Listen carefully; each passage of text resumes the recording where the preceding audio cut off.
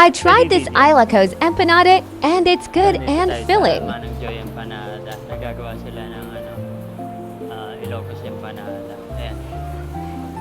Ginagawa niya from scratch. Ganda ng pagkakagawa. Tsaka ito hindi puro cabbage lang. May meat din siya. And then may butter. Ano yan? Butter ano? Cheese.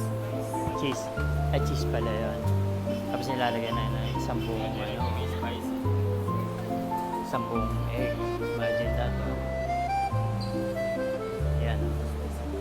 Very hygienic at saka ang ganda. Pagkakagawa. Ayan yung prices niya. Oh. Very affordable din. Special. Cheese. Spicy double meat. Bestseller yung dakal-dakal.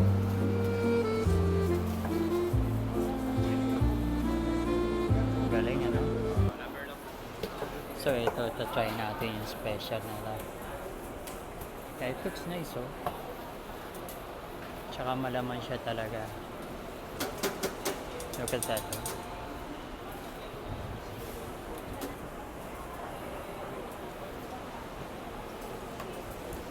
So syempre pine-prepare na nila for and then kumbaga i-warm up nila sa deep fryer.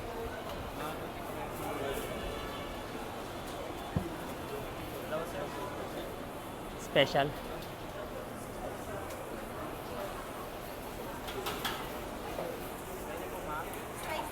Not bad, price.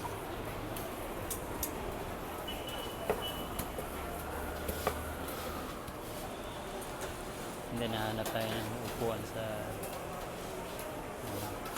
loob.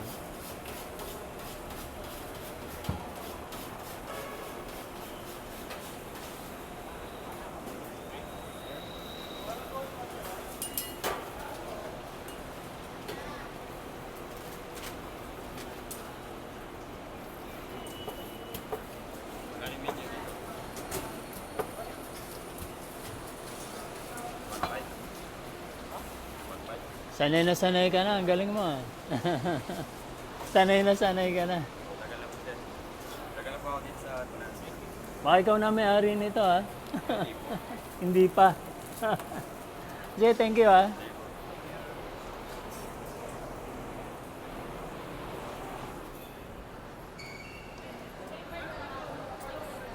Try.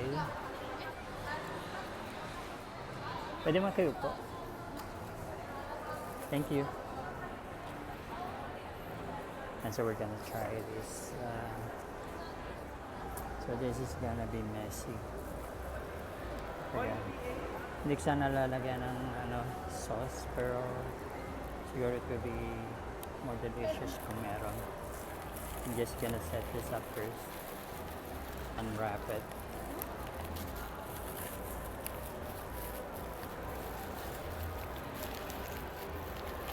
So the first time I tried this is in Toronto. Yung mga Filipino restaurant doon. I wasn't impressed. Ito at least maganda pagkagawa niya. Nakikita mo ginagawa. And even the one in Vertis North, hindi maganda ang niya. But I think this is the same owner, Manang Joy. I think that's the only one.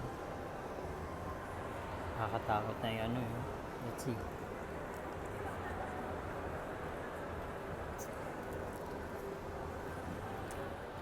Paliguan na natin.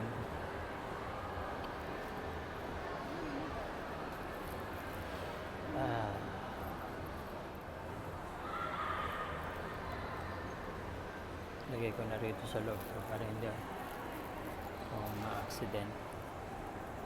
Labas na rin ako ng alcohol pad.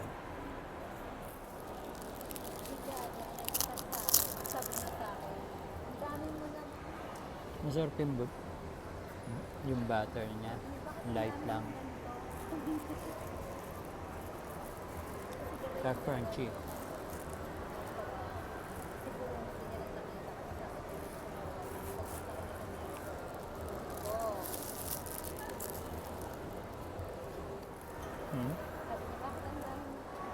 May cheese siya, tsaka ground meat. And it's worth it for 100 pesos. May 1 egg pa to.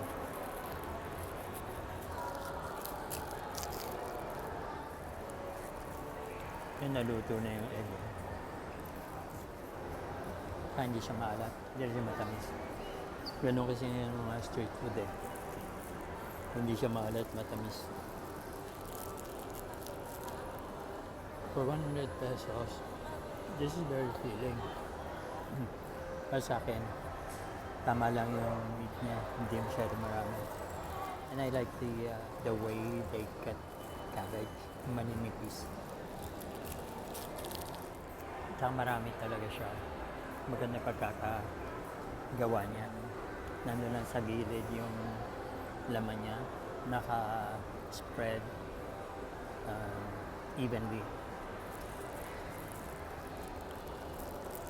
So, ang laman niya, cabbage, may cheese, may ground meat, tsaka 1 whole egg. Masarap siya. 100 lang. May gulay po kasi. Oo nga eh.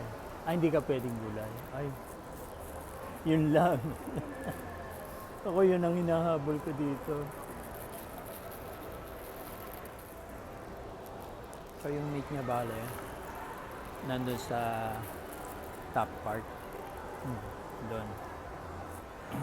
Buti rin, naglagay na sila ng upuan dito sa activity center ng Juan Ayala. Diba? Sa gitna. O baka dahil may mga stalls lang dito. Pwede nga kahit na weekday meron. I think I'm gonna buy this again. Sulit. Sarap. So yun lang. Babush.